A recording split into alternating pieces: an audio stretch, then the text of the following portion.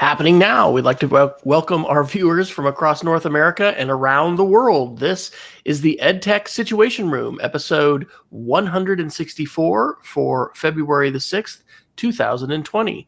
My name is Wes Fryer, and I am coming to you from Oklahoma City, where we had 6 inches of snow on Wednesday night and morning, and had opportunities for local kids to go sledding, which I don't think has happened in about 6 years. So yeah, lots of exciting stuff. I am the technology integration and innovation specialist at the Cassidy School here in Northwest Oklahoma City. And I am joined, as always, by Dr. Jason Neiffer, who appears to have found connectivity in a dark cave somewhere near Missoula. Welcome, Jason. Good evening, Wes. Yes, my house is empty tonight. My wife and subsequently my puppy are out of town, so it's just me and my cat. So I am doing this from my living room tonight in Missoula, Montana, where I am the assistant director and curriculum director of the Montana Digital Academy, the state virtual school located on the beautiful and white and slushy University of Montana campus. And we've had a lot of weather here too, although, as we've mentioned in the past on the podcast, February should be a snowy and cold month for the state. And this year, actually, it's starting to turn into kind of the standard fare here. It's slushy and snowy and rainy and snowy and back and forth and back and forth and back and forth. So I think there is some kind of weather pattern change that's going on. And this is Lily the cat, who is an ancient kitty that apparently would like to sit on my chest right now for a reason that passes understanding. But this isn't a podcast about my cat. This is the EdTech Situation Room. And Wes, what is the EdTech Situation Room all about? Well, normally on Wednesday night, this week on Thursday night, we are looking at recent technology headlines through an educational lens. And so we will provide, as best we can, some analysis and some even advice sometimes when it comes to educational technology, not only as it applies to us individually as educators, but sometimes as it applies to our organizations and schools. And shout out to Peggy George, who is joining us on our off night here on Thursday night. And we do welcome anybody who is able to join us live, either on Facebook Live, which you can find us at facebook.com/edtechsr, or you can find us on YouTube Live, and we always tweet out that link prior to the show. When you can find us on Twitter at edtechsr, we have a chat room and are happy to have anybody who wants to chime in, share links, ask questions. We're a very friendly community here, so we would welcome anybody who wants to share either something during the show live or if you want to share afterwards. So, Dr. Neiffer, where would you like to begin tonight's discussions?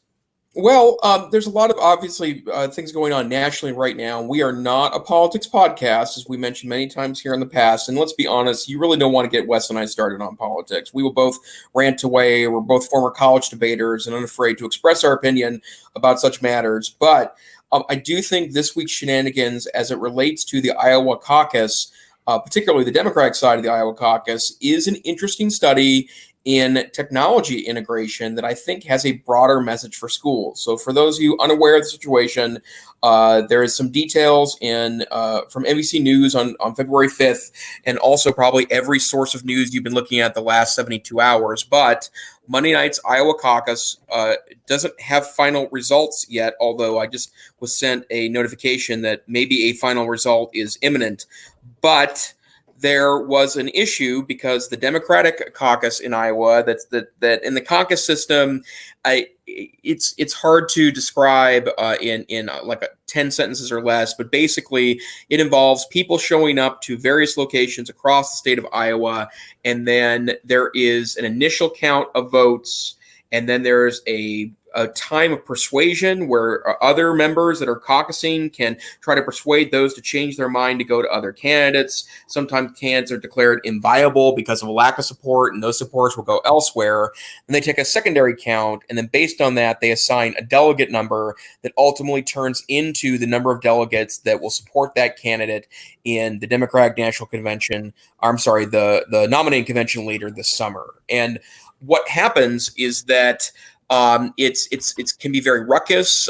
It's not necessarily as much disorganized as it is, I think, much less sleepy than a traditional vote for that. And this year, the Iowa Democratic Party decided they were going to have results sent back from individual caucus sites to a central location via app. And that's where things start getting interesting, because the app that was put in place, well, from all accounts, was not tested. There was no training for the app. There was a lot of instability in the app itself. And then the backup that was created was a telephone number where individuals could call in their results, but there was just the one telephone number and not really a plan of what happens if multiple people are trying to call in those results. So here we are, 72 hours after the caucus is finished, and there are nearing 100% of results from what I've been able to determine. Mr. Buttigieg, the former member of South Bend, Indiana, has won the most number of delegates, although Mr. Sanders, I should say Senator Sanders from Vermont, has won the most number of popular votes. The point here is not the result. The point here is that there is now an extraordinary amount of intrigue due to this app. So first, before we get into what I perceive to be the lessons for schools and EdTech fights, any thoughts here, Wes, from your vantage point watching this unfold this week? Well, I don't know what the right term for this is. We've talked on the show, I'm sure, about the technology adoption curve, right? That was, I think, based on research that Everett Rogers did, years ago, maybe all the way back in maybe the 50s, talking about early adopters, innovators, and then you have early and late majority, and then you have late majority laggards. So you have this bell curve. And so I think that it can be dangerous to, implement things too quickly. And we sometimes get really excited about the possibilities of technology.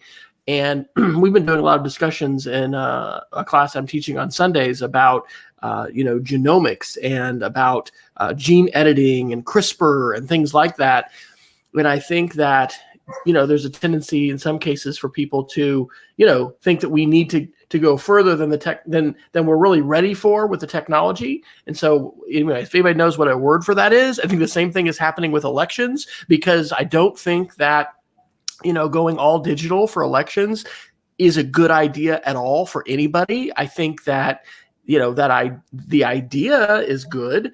And perhaps as our lovely surveillance state, marches forward and we become, more able with biometric identification, for instance, with retinal scans or, DNA swabs or whatever, we're going to have, that's going to verify absolutely people's identities and allow for, vote recounts. We're going to be in a place where we can be fully digital. But everything that I've read suggests we absolutely need to have at least a paper ballot backup for our elections. And we're really stupid if we're embracing something that's fully digital today, because from what I understand, the systems are not fully, checkable or auditable in the way that it is when you have paper ballots and you can actually count the physical ballots that you have. So as much as, I think I'll speak for Jason and myself too. We love to use digital technology. We think it's fantastic to, have in many circumstances, productivity boosts and, be able to do more and all that.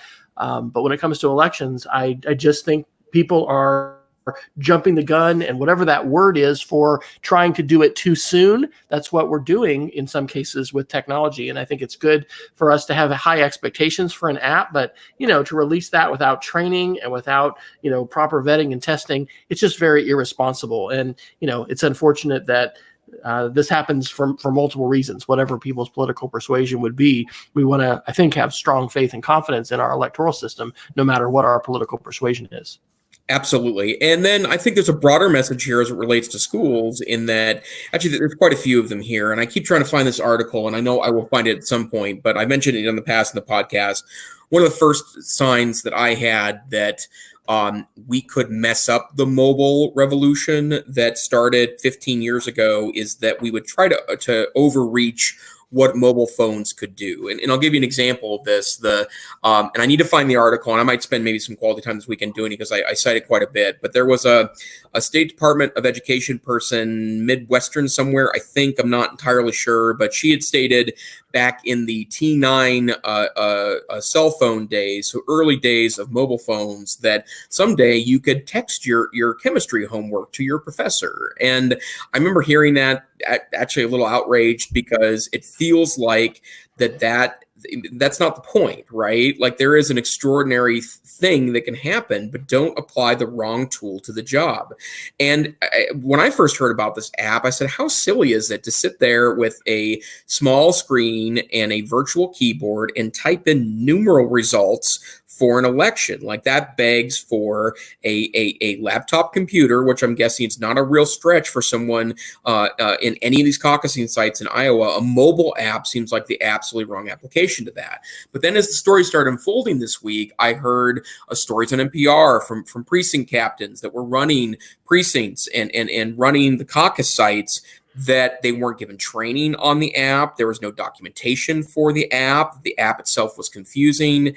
And that rang very true to me in hearing so much in the past about misapplication of technology in the classroom. That if you aren't planning for professional development, if you aren't testing things before you roll them out, if you aren't asking the fundamental question of, is this the right tool for the job, I think you're really missing out on an opportunity to use the power of technology, and then also getting some haters then inspired by the missteps of applying the technology in that way. And so I'm interested to find out where the story goes. Ultimately, there's already a large amount of hand-wringing nationally about this. There are other caucus sites. Nevada, for example, runs a caucus, and I believe they are in 2 weeks after New Hampshire. So, and they've already stated they're not using an app for this purpose. But there's some lessons to learn here. And while obviously the political horse race is interesting, and I'm sure no matter what your political persuasion,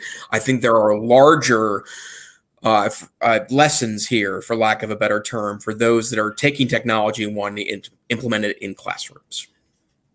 Absolutely. Well, I've got a big set of links that I want to talk about a little bit, but let me go to this one first, because this is a classic case study that every single educator, if you teach or work with pre-service teachers, in-service teachers, copyright is a big deal. And the San Francisco Gate on February 3rd has this article, and it's titled, "Disney Sends $250 Bill to Berkeley Elementary School for Screening The Lion King."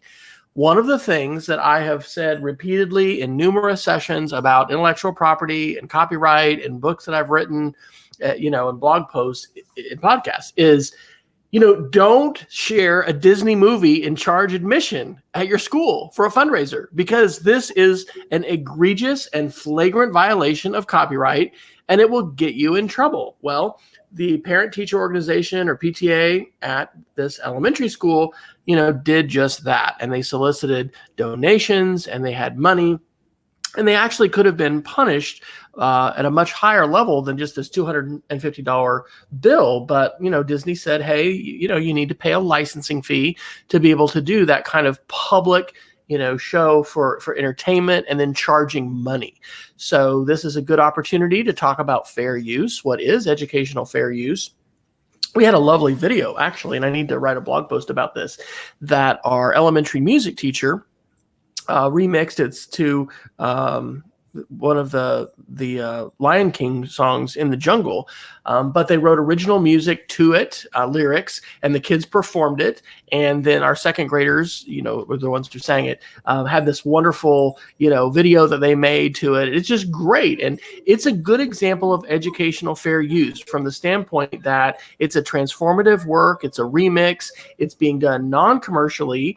It's not depriving Disney of money, right? Which is a big thing when it comes to copyright. So anyway, I think that's a good case study. Certainly not anything that those educators or anybody should be upset about, because, in our current regime of, copyright and, commercial movies and things like that, this just really steps over the line. So your thoughts about this, Dr. Neiffer? Well, in looking at some of the reaction to this article, to be quite frank, I think wringing your hands about the fact that Disney is a multi-gazillion-dollar corporation and then trying to find a California elementary school, You were wrong, right? You were wrong for showing the movie. Like, you can't utilize people's intellectual property in that way. I agree that our copyright laws are somewhat draconian, and we keep extending out the copyright law further and further and further and further, which I think kind of hurts the original purpose of copyright law, which was to give a distinct period, but a finite period of protection before it goes in the larger public domain. But listen, if you disagree with that, I wouldn't blame Disney for that. They're well within their rights by the current legal framework of copyright law to enforce copyright law as it relates to the specific use of a PTA fundraiser to show The Lion King. If you have a problem with that, your beef is with Congress. It's got nothing to do with the content creators themselves. And in fact, I think a culture where we say things like that content creators don't matter hurts smaller creators as much as it does larger creators. And I've seen some spats on Instagram where individuals have certain types of designs or otherwise things that are either trademarkable or copyrightable that are then repurposed by celebrities and no attempt at any sort of payment or agreement is made. And I think it's wrong. So, the bottom line is that we should have a conversation about copyright law and not a conversation about how, aggressive or evil Disney is for enforcing their copyright, because you know what? The law is pretty clear. You don't get to show The Lion King for profit. And in fact, you don't get to show The Lion King at all in a school unless you can distinctly use it for educational purposes. And it's got to be a episodic deal, not something you do yearly or regularly. Otherwise, you're supposed to get permission to do so. Absolutely. Well, this is probably a good segue to some YouTube articles that you put in. But before that, let me just give a shout out. If anybody wants to do a little, podcast encouraged research, it'd be very interesting to know if there is a librarian at this elementary school and, what that dialogue was.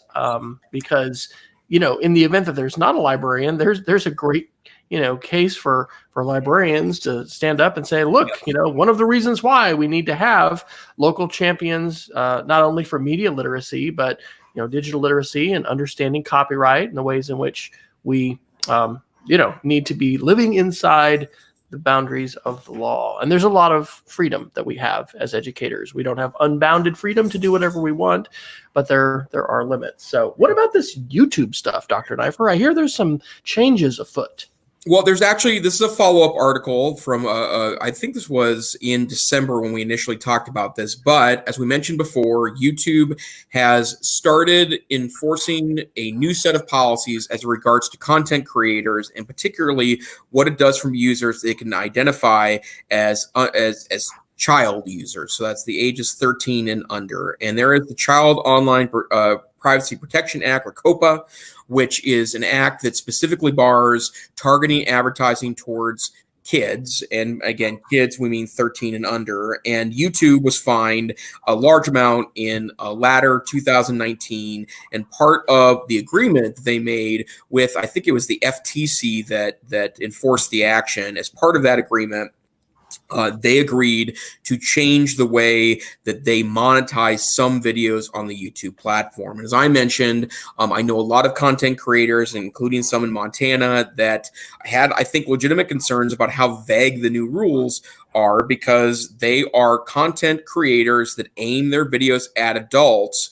But because of how vague YouTube's new rules are, which include things like if you have a video aimed at children and you don't mark it as aimed as children, then you could be your channel could be banned, or videos could be permanently put into aimed at children mode, which means you can't monetize them, nor can you get detailed statistics about the videos. And there's been a lot of interesting conversation about this. A lot of content creators that are aimed at younger sets of audiences were concerned because it did significantly limit their ability to make income off of videos on YouTube. So the reason why I want to mention this was that, first, that these rules are in place now, and I have an interesting article from The Advocate from Mount Hood Community College, a student newspaper, that talks about the rules and a little bit about how they take aim at content creators. And because a lot of content creators are of a younger set, it's generally a younger audience that's putting on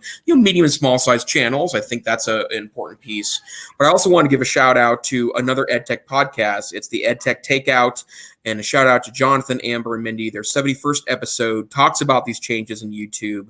And they kind of refer to it from like what this means particularly to schools. And they themselves utilize YouTube a lot for training videos that are not necessarily aimed at students, although those videos could get shared with students ultimately. But I would refer you to that episode to listen to some of the interesting things that are going on and then what they perceive to be as some of the downfalls of that. They also talk about something we referred to in the past, that there's no longer branded accounts in Google Apps for Education. They also talk about the nature of that. But rules you need to be made aware of, and whether you agree with YouTube's new rules or not, there are significant protections in place by federal law aimed at adolescents and children that I think a lot of EdTech focused tools have tended to ignore, or at least not take as seriously as they should have, and those things seem to be changing.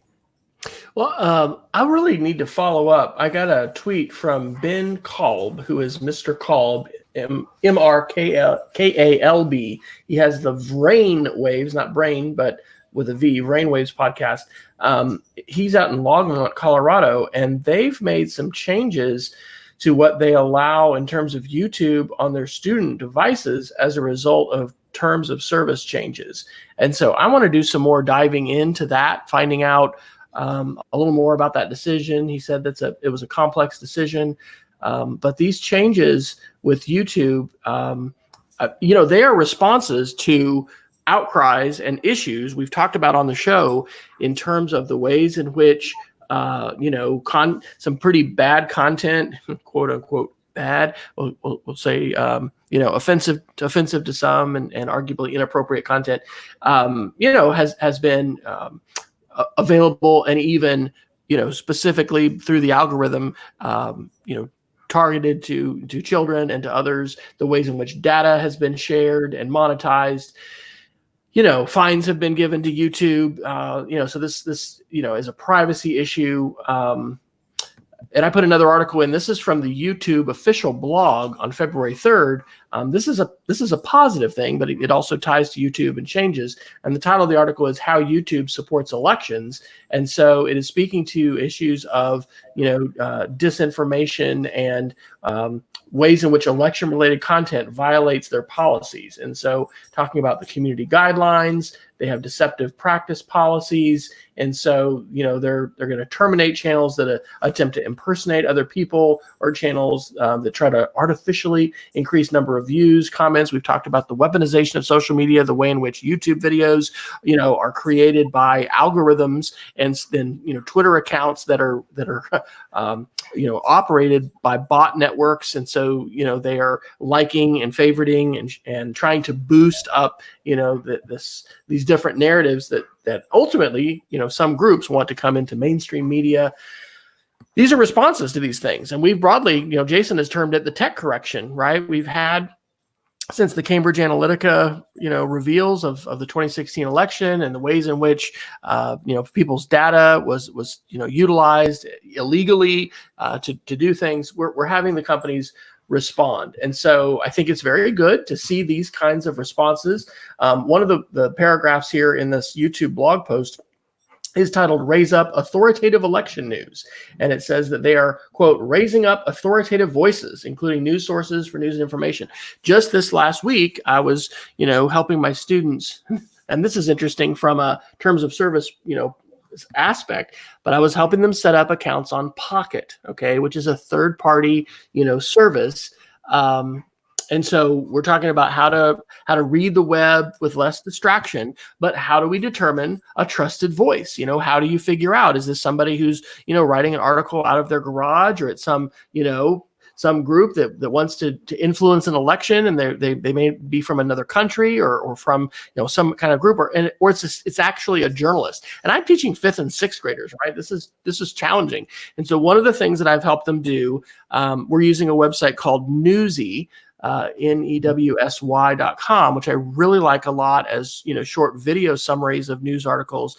But we're also using Google News. And I was teaching them about the, full coverage icon, and saying that all the sources that you're going to see off of a Google News, they're going to represent different political perspectives, but all of them are going to be journalist, websites. They're not going to be, some screwball's, garage or whatever out of his bedroom, vitriolic news source, trying to, have clickbait headlines and things like that. We've got that kind of stuff being shared a lot on Facebook. So anyway, I'm glad to see YouTube responding to this.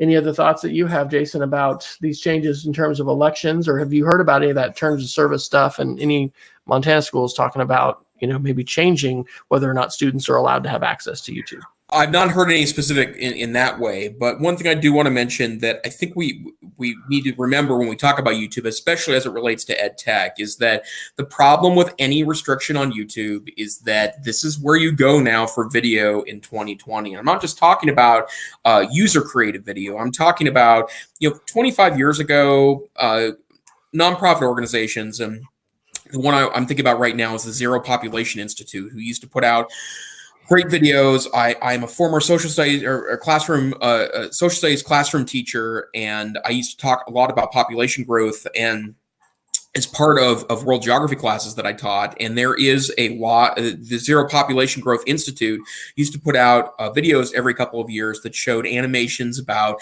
the possible increases of population over the next century. And the reason why I mention that is because I guarantee that the vast majority of nonprofits that created interesting discussion, sparking materials for classrooms that used to send them out on VHS tapes or even DVDs are now putting that information on YouTube and not sending out the physical media anymore. And not to mention, most classrooms don't have a DVD player or VHS player anyways plugged into their screen or their monitor. And again, I get YouTube's complicated. I get the bandwidth is complicated. I get the bandwidth is at a premium and that, it's not going to deliver great videos for discussion to classrooms. All the bandwidth is being taken up by Kesha videos. But I do think that we have to be very careful before we start blocking whole categories of sites, because I think that content is worth at least a discussion about maybe bringing in more bandwidth than blocking students and teachers from that site. So just my regular YouTube rant to kind of end up the topic. Sounds good. Well, hey, I'd like to talk about something that I really don't want to talk about, but I feel like we have an obligation to talk about, and we have referenced some of these articles, but this is a 4-part series that the New York Times did. The last one was right before Christmas on December 23rd. And I've actually put, 10 different links here, which I think I'll probably end up sharing them all in our show notes, but I'll go ahead and read the headlines here in a second. But let me just say overall, and this is going to be my challenge to you, Jason, of your thoughts. This is causing me to rethink an absolutist position about encryption, right? We've talked about encryption on the web, and one of the things that's about to happen, in fact, that's an article that I've got here from the, I guess this is New York Times as well. This is saying that basically companies are, there's a lot of companies that have sent letters, to the government talking about how, Facebook's decision to try and encrypt, and that's what they say they're going to do, not only Facebook messages, but Instagram messages, and, all of the, 90%, according to one of these articles, of all the reported cases of child sexual abuse images were on Facebook in 2018, 90% of them. And so in reading most of these articles and I'll admit I haven't completely gotten through all of part 3 and part 4. It's making me rethink that. And so we've talked about on the show, there's a number of folks who will have an absolutist position about encryption, and they'll say we absolutely should not have any government backdoors. And I'm not saying I think encryption should always have a backdoor. I think there needs to be a place for it. But on a platform like Facebook, because let's see the agenda here, right? Facebook wants to grow, and they want more and more people to be using their platform. And it's really bizarre because Facebook's one of the main, companies that has caused, and I say caused, they've been a participant in this whole dynamic where we give away so much information about ourselves and have come to this, era where people have said privacy is dead and I don't care, I'm not doing anything wrong. But now in this case, they're going to go ahead and do encryption to try to protect privacy. They're really not trying to support the value of privacy. And so here's some the headlines. So New York Times, September 27th, or 29th, 2019. We've talked about this, and the way that they try to visualize this just blows your mind to pieces.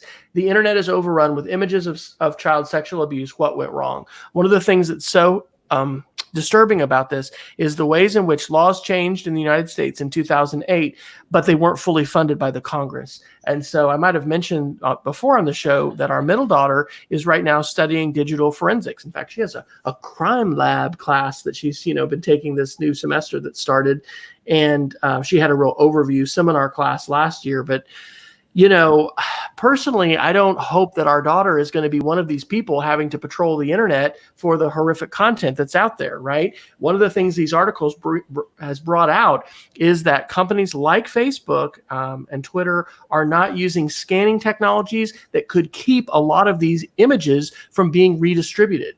So anyway, that's part one. Then in November, they did part two. It's called Child Abusers Run Rampant as Tech Companies Look the Other Way. That was from November 9th. Then on December 7th, they shared one called Video Games and Online Chats Are Hunting Grounds for Sexual Predators. This is actually influencing me as we look to our next parent university at school, talking about the Discord server, talking about how kids through Xbox Live, through Roblox, through all kinds of websites have a lot of opportunities to be chatting with strangers. And then, for instance, if they join a Discord server, which is used to talk live and to chat, and it's really a big thing for gamers, potentially folks who are trying to, contact children to do sextortion or even to meet them in real life. And this is a fear for a long time, but this stuff is real in terms of this is happening, and the scale of it is beyond almost our comprehension. It's something we need to talk with parents about. And then their last article right before Christmas, December 23rd, was called Fighting the Good Fight Against Online Sexual Abuse. And so I've put in a link to what's called Grooming in the Digital Age. This is from the National Center for Missing and Exploited Children. They had another article in this. It wasn't a part of the 4-part series, but it's by two girls who were, victimized early on and can't use their name because one of the things these predators know is that folks who are victims, will be more susceptible to be preyed on again. That article is called If These Were Pictures of You, You Would Understand. And then I went ahead and put in several EFF links, not because I'm agreeing with them, but I think I'm being challenged myself to think about my own views on this. And so the EFF's October 3rd, 2019 article is titled The Open Letter from the Governments of the US, UK, and Australia to Facebook is an all-out attack on encryption. And my thought is not necessarily, right? Because we don't need to be advocating for a break of every kind of encryption to say something like, hey, Facebook, you need to provide a way for law enforcement, because you were responsible in 2018. And I say responsible. The Digital Millennium Rights Copyright Act or whatever says that we don't hold platform owners responsible for the content of users. But at some point, there's some shared responsibility here. And so understanding that Facebook had 90% of all reported cases of child online sexual abuse photos in 2018, like that is, and the scale of it just blows your mind. I think we need to rethink an absolutist position on encryption. And so there's a couple other EFF articles and then a Common Sense Media post that's about a year old, but it's called The Parent's Ultimate Guide to Discord. And if you do have kids, whether they're teens or preteens that are using games, it's essential to find out how they are talking with others, who they are interacting with, if they're just interacting with friends, if they're interacting with strangers. We have numerous cases, and a lot of this goes unreported, where kids have interactions with some kind of an adult, and that can sometimes lead to an exchange of pictures, and it can lead to sextortion, and it can lead to some really, really bad stuff. So, Jason, this is a yucky topic. It's not a fun one, but it is one that I think, even though parents seem to be today more concerned with screen time than they are with the internet bogeyman, the internet bogeyman is still out there. And the scale of, these horrific pictures has just gotten to a point where it's, nobody wants to talk about it, including legislators. So Do you just want to go on to the next topic? What I will say is that one of the things that I talk about a lot, and I think that we refer to it all the time here on the podcast as well, is that there are very few cut and dry things on the internet when it comes to figuring out where it plugs into our life and culture. And so this is something I hadn't considered when it comes to encryption. That is, as a matter of fact, I am a huge advocate for end-to-end encryption. And I think the debate that's been going on nationally as it relates to Apple and their either unwillingness or inability, it's hard to know what the reality of that is, whether they've built in enough protections to where they can even access information, even if they wanted to, or if they're making a conscious choice not to participate with law enforcement. That I've been generally an advocate of what Apple's doing there, because I think that if you create a master key for things, the master key can tend to get out of the box and become then a massive or potential massive violation of privacy. But this is a use case where I would question that a little bit. So I'm not sure if I have an answer as much as a commitment that I need to think about this a little more deeply. And in fact, that's the issue here, right? None of this stuff is ever going to be decided for good or for sure. And as technology evolves, as it will over time, we have to consider if there's broader implications to this than just narrow use cases that tend to be discussed first in the media. And I think we also need to each consider our own advocacy agenda, right? Because as we become aware of these things, I think that we have obligations as citizens to contact our legislators and to, take a look at interest groups who are supporting an agenda, whether it is to have some regulation of tech companies, from a basis of privacy, or to have some legislation written for privacy, or something that involves encryption. I think that it's odd that we're trying to basically prevent law enforcement from being able to access information. Today, I mean, the bad guys have so many different ways, and they are accessing our information in a lot of different with a lot of different methods, a lot of different hacks. And so I think one of the things that I want to do, and I think I'm going to try to explore this a little more actually through my daughter's connections. They had a special luncheon today. She's in this special dormitory for digital forensics majors. It's for students that are part of the overall forensic science program, and she's still taking more of the digital track. She's going MIS instead of comp sci as a second major. But we've got the FBI's local headquarters, basically co-located right across the street from the university. There's a lot of collaboration, and there's different folks. She got to interview a member of the local police force who's involved in doing some cybercrime kinds of things. And so it's not something that I'm like sitting around going, man, I'd really like to be able to jump into this world of darkness. In fact, I think we need to guard our minds and our hearts, at whatever age we are as we step into this, because even just reading some of this stuff, it's really troubling. But the fact that legislators don't want to talk about it, and this is a big takeaway, it's been so underfunded, and those folks are so outgunned and outmanned in terms of what they're facing. One of the articles says that 1 in 10 Homeland Security folks today, Homeland Security officials, is dedicated towards trying to, counter this online child exploitation. And it's so much that they basically have to say, well, we're really going to just focus on infants and toddlers. We don't have time to focus on these other cases. So if a child is older than a quote toddler age, they're in some cases not even able to pursue those cases and try and defend. And so it reminds me also, I spent some time after college, living in Mexico City on a Fulbright scholarship, studying the drug war and writing, several different papers, one of which was about the drug war. And it's weird now because we're not legalized recreational marijuana, but we are medicinal marijuana. And we've got CBD shops all over the place. And it's really bizarre because this has happened like in the last year here in Oklahoma.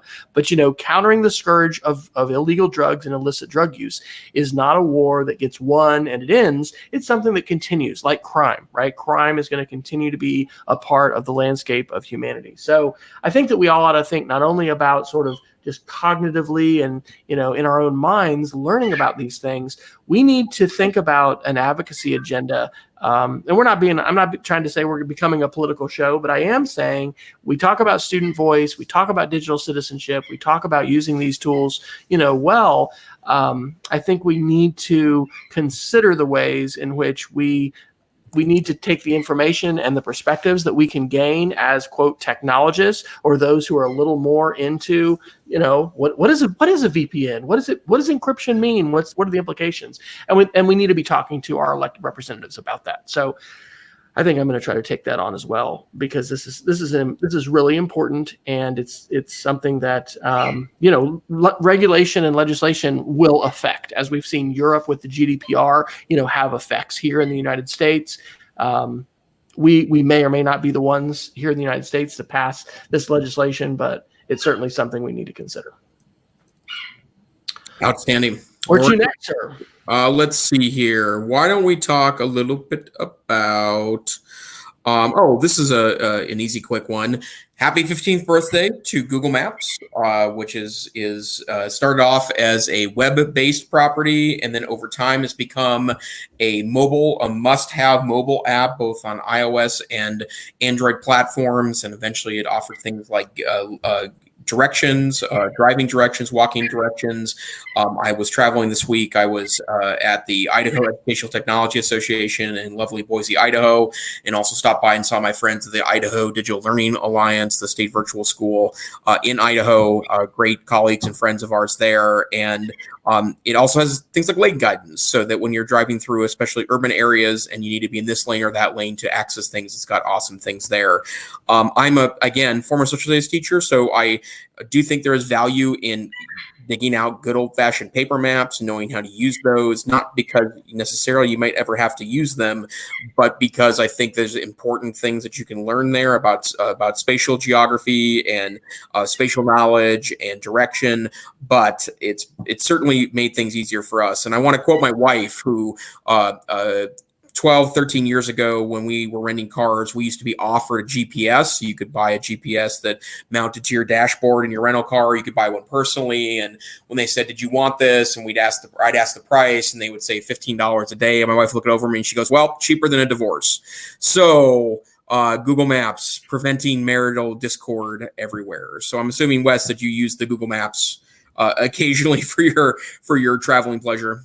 All the time. And yep. I've actually deleted the Apple Maps app after not being, led to drive into a lake or the ocean, as we've read, some cases, people have done, but just, having some big mistakes with it. So it is my go-to app. And actually, GeoMaps are a great project to do with students. You could visit showwithmedia.com and click the link for GeoMaps if you wanted more information about that. We just had a trip a couple weeks ago to the Dallas area where about 10 of us, or I guess 9 of us from our middle school and upper school administration, we visited 4 schools that are one-to-one in the Dallas area. And, I used my Google My Maps, mymaps.google.com, and we were able to very easily identify, where these schools were, what order we wanted to visit them, and all that kind of stuff. So it is valuable not only on our handheld device, but it's very, very cool if you're hosting any kind of event, professional development. We've done that before, showing area hotels, things like that.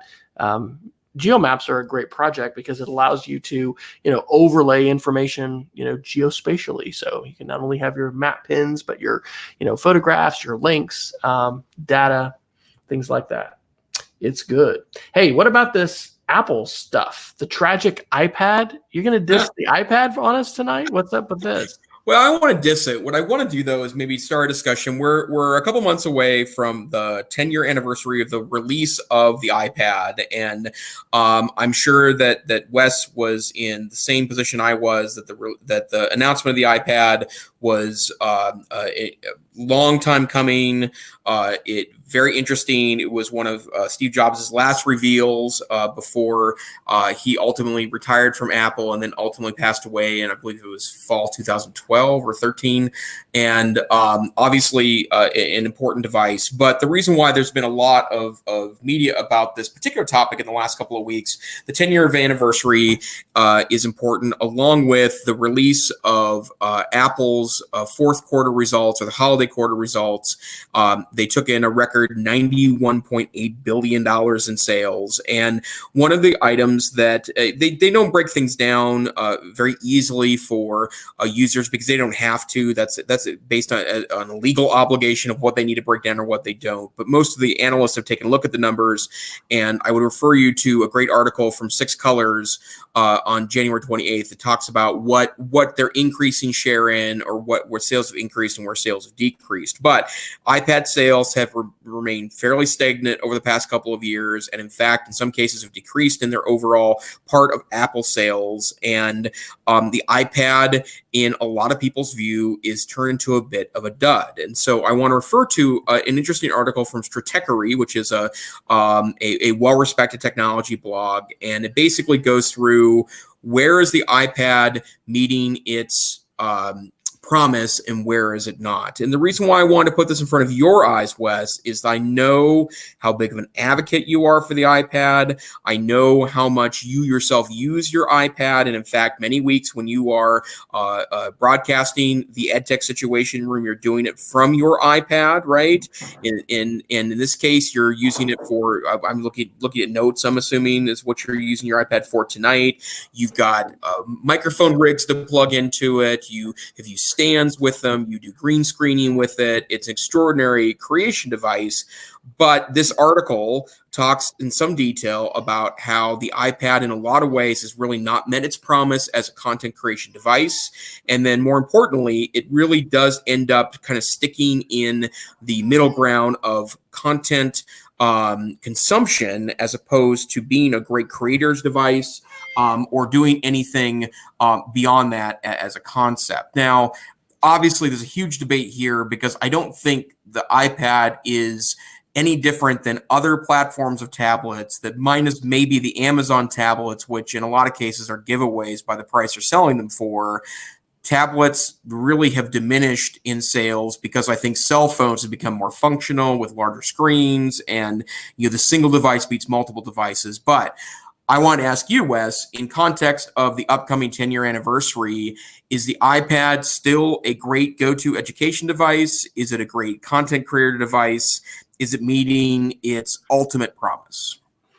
Well, there's a great table that is on the Stratechery article, The Tragic iPad, titled Apple's Mobile Devices. And in the columns, it has content creation, content consumption, mobility, and price. And then the rows are the laptop, the iPad, and the iPhone. And what it's arguing is that each device is superior in only one category. So the laptop is only superior in content creation, the iPad only superior in content consumption, and then the iPhone only superior in mobility. I actually am looking at this thinking I might, make my own.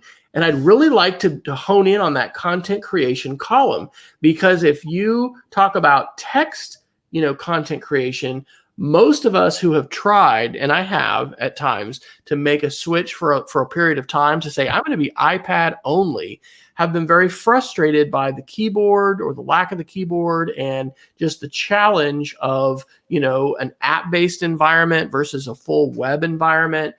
But man, when it comes to media creation, that's where the iPad, this is ridiculous to say below average, because when it comes to green screen, but also video production overall, a few years ago when I was in Yukon Public Schools, each of our campuses there had a teacher of the year, and we had interviews that we did with, I think, maybe three different folks that were teachers and students.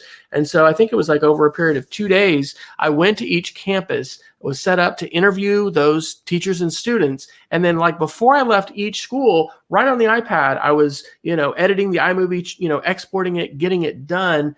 There's no way that kind of mobile media production would be as easy on a laptop as it is arguably on either the iPad or the iPhone. And in terms of content creation, when you think of media and photos, we had a snow day yesterday, and I was I was taking pictures with slow-mo on my iPad Pro. It's just, so amazing. So I would like to see that broken up.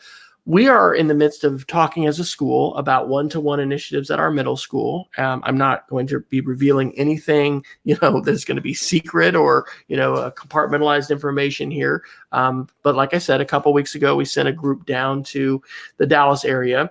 And one of the big questions we're looking at is Chromebook versus iPad. And so the current generation iPads, like the 7th generation, actually does have a side dock that won't Bluetooth connect, but it dock connects. And then we had last year the announcement of iPad OS, which is a full-blown, regular Google Docs on the Safari browser, not, getting the mobile version, etc. I believe this firmly, and this was reinforced by our trip. I'll put it in my hand here. This is the Apple Pencil 2, right? I hope that in the not too distant future, we laugh at how we got a device for schools that didn't allow teachers and students to easily pick up a stylus and interact with content, whether that was, correcting a paper, working math problems, being able to make a sketch note. There's a lot of people that are going to be doing that, but certainly, using natural writing as well as language, as well as keyboarding, et cetera. So I really think that the one-to-one device needs to be a sort of a 360 of how do I get my ideas, into this? How do I create and share? And I think that the iPad, is, I'd be interested from you and others, Jason, on who's really innovating in terms of the Chrome devices with, either OneNote or other kinds of touch technologies. I haven't heard or seen of schools really doing phenomenal things with styluses and Chrome devices. So I think the iPad, is in its 7th generation. It's an incredibly robust device as far as its value and how long it lasts. And just the other night when I was looking, it was last night, I was looking through some of these New York Times articles I cited. And I'm laying in bed, I'm not going to be doing that in my laptop. Okay. I don't know that my wife is going to, eject me from the bed, but it's just not going to be something that the form factor of the laptop I'm going to be doing. But being able to do that on my iPad is how I'm choosing to, in that case, consume content, but then I'm also doing things with it. So yes, that's a very long-winded answer. I'm still an advocate for the iPad. I'm eager to see what this next generation is going to do. And frankly, the fact that the Chromebook has, caused Apple at price points to really, lower their price. When have we seen Apple do that and have a device that is in about a $300, range? Of course, you need to probably look at a case, you look at a keyboard, you look at a stylus. It's going to be more than that. But I'm going to be, of course, excited and interested to see what our school decides to do. I think the trajectory of where we've got 7 Chromebook carts now, just going with a Chromebook would probably be much less disruptive for us. But personally, as a learner and as a teacher, I want it all. And the Harry Potter pen of the stylus, it's an important piece, and not a lot of people are experiencing that today. And so I think that's why we see an article like that that's saying, hey, from a content creation standpoint, the iPad is just terrible. That's not somebody who's doing sketchnoting, on a weekly basis or, creating videos who's saying that. Do you think that was a fair table of comparison between content creation, consumption, and mobility? Well, I think it from a broad stroke it is, right, and obviously it's data based on about the breakdown of prices from that. So I think I'd be interested in maybe updating that chart and asking people to think about that. But the one thing I would say that is generally true is that I can get away with a Chromebook as my primary operating system. I could not get away with an iPad as my primary operating system. And because that even with, and admittedly, I've not tried the more enhanced version of Safari yet. To be honest, I never liked Safari as a browser, even when I was a more frequent iOS user. I guess it would be iPad OS user now.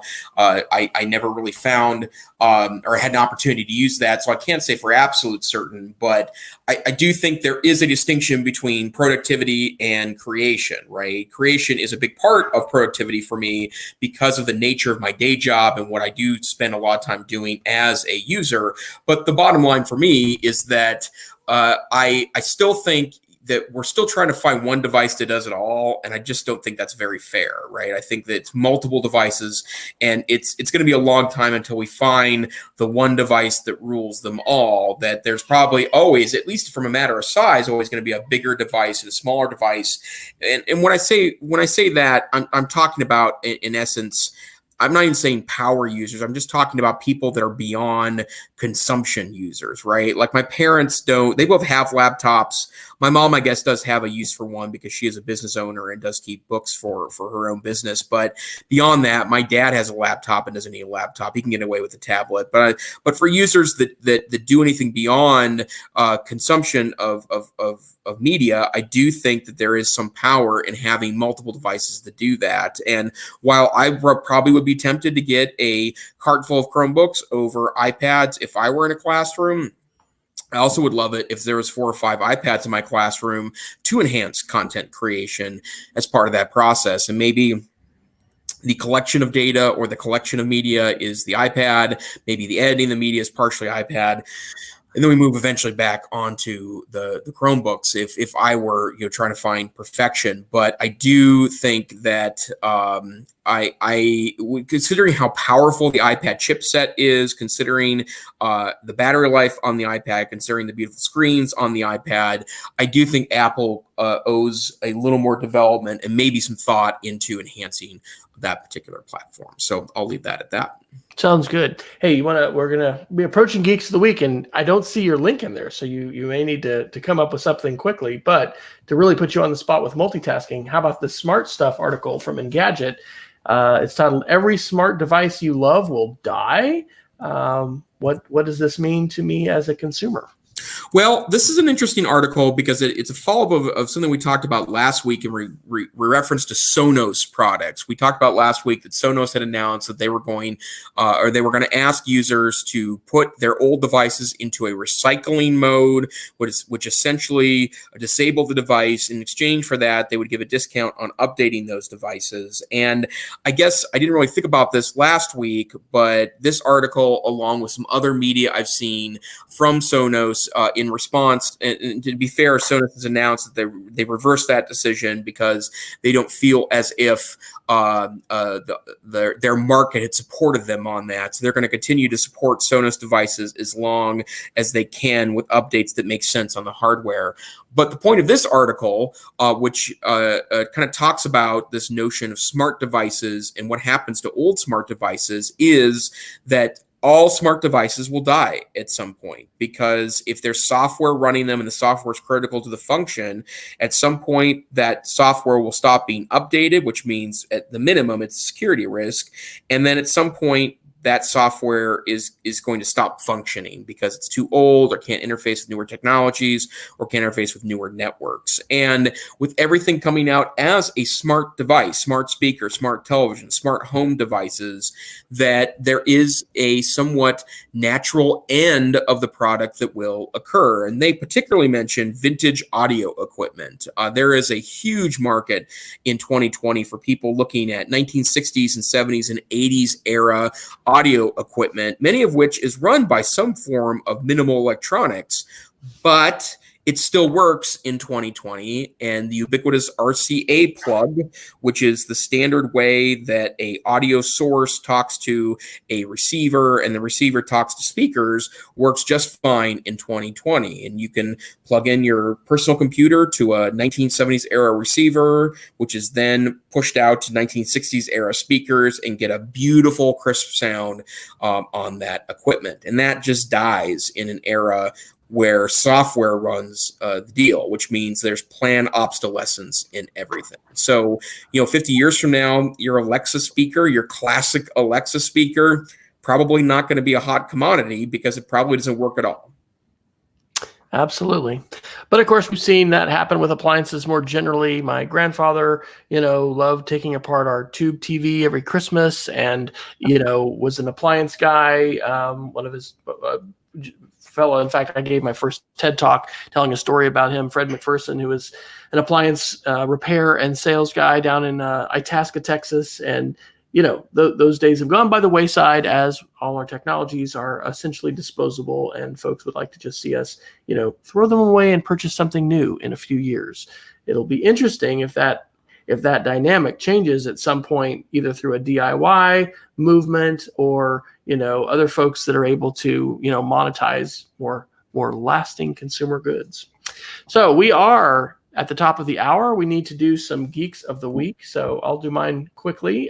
Digital Learning Day, February 27th, 2020. You can find out more at digitallearningday.org. Their Twitter account is official DL Day. And this is an opportunity, as we see with, many days kind of like this, to take advantage of events and things like that people are hosting. You can host your own event, but you can go to the participate link and, check out events and things like that are going on. They've got an interactive map. And so I think that's, worth learning about and sharing with other teachers that you're working with. And then I want to just also mention I have made a number of updates to my digital citizenship Twitter list, which I'll include the link in the show notes. And if you're not using Twitter lists, they are phenomenal, right? Because when you have a topic and you find folks who are sharing about that particular topic, you can use Twitter to see, what they're sharing, but you can also put that into a tool like Flipboard, one of my favorite digital magazines, talking about the iPad and how it's transformative. And so that is excellent. And you don't have to build the list yourself, you can follow other people's lists. So if you're interested in digital citizenship, you can follow that list and find some excellent folks that know far more than Jason and I do, certainly in aggregate. And that's the wonderful thing about crowdsourcing, right? And being a connected learner and a connected educator is being able to tap into the wisdom of the crowd. And this is how we find probably most of the articles that we find is, because other smart people that we are following are sharing these kinds of things. So what do you have this week for us for a Geek of the Week, Jason? Well, as I think I've mentioned here in the past in the podcast, I'm a huge airplane flight airport guy, and has to do with the fact that as a younger kid, my parents couldn't really afford to go out on vacations every year via a plane flight. We did a lot of stuff as a kid. We took one plane flight when I was a kid. It was a trip to Disneyland in Hawaii when I was it was the Christmas of my kindergarten year. My parents cashed in their life insurance. We went on the family vacation to end all family vacations. But I always loved the airport, and I used to bring home airport timetables and dream about going to places. Well, here it is, 2020, and I get to travel all the time, and I love it, absolutely love it. But there's a cool app that kind of speaks to that nerdiness of mine. It's called Planes Live. It's available on iOS or Android. One fair warning, they're going to try to get you to pay for a pro version, which they seem to suggest is needed to be able to do the most exciting thing or the exciting feature of the app, which is not true at all. In fact, you can, I did sign up for the pro version for 24 hours and then cut it because I figured out you didn't need it. But the reason why I like this is because it has a map available where you can zoom in and will show you all of the planes in the air in that area, and you can click on them and they will tell you where they're going and where they're coming from. And that is just super interesting to me, because if you look over the night sky over Missoula, Montana, and see planes going by, those planes are unlikely to be going to a destination in Montana. It could be going from Chicago to South Korea, or it could be going from New York to Seattle, Washington, or it could be going from Vancouver to Miami. And that's something that's super interesting. So great app, a lot of fun distraction. And if you're an airport nerd like me, it's at least worth minutes, if not hours, if not days of fun. Awesome. That is fantastic. Well, Jason, when you are not here on the EdTech Situation Room, I think you are also sharing knowledge and wisdom. Where would those locations and channels be? My primary way of connecting is Twitter, Tech Savvy Teach, where I try to share articles. I do quite a bit of reading in both national media and various blogs across the blogosphere about things that are technologically related. I am also the Northwest Council for Computer Education's Tech Savvy Administrator in Residence. You can go to our blog.ncce.org, and there's less than a month until NCCE 2020 in Fabulous Seattle. I think I tried to mix mix the word fabulous and Seattle together. Fiable. And that's what you get at the end of the show, folks. We make up words. So Right. thanks Yeah, for that's staying till okay. the end. In fact, if you probably took a transcript of our show, I make up quite a few words during the typical episode, but in fabulous Seattle, Washington in March, www.ncce.org. Awesome. And I am W. Fryer on Twitter. My blog, speedofcreativity.org, is my space to periodically share some blog posts and podcasts, which I've actually been posting a few more posts than usual, which I'm happy to do. And then I'm continuing to update my curriculum. We're about to end our second trimester next week. And so I will be teaching again another approximately 24 session class of digital and media literacy to 5th and 6th graders, and all that curriculum you can find online at mdtech.cassidy.org. We will include those links and all of the articles that we talked about on tonight's show, on tonight's podcast, and you'll find that at edtechsr.com and the appropriate link for that. So we encourage you to follow us on Twitter. We are normally here on Wednesday nights at 9 p.m. Central Time, 8 p.m. Mountain, yada, yada, yada, whatever that happens to be in your neck of the woods. But we love to hear from folks, and you can reach either of us on Twitter. Definitely let us know if you listen to the show, if there's any particular article or topic that resonates with you, and we look forward to being with you again virtually here on the EdTech Situation Room. Until next time, stay savvy and stay safe, and perhaps rethink your absolutist position on encryption.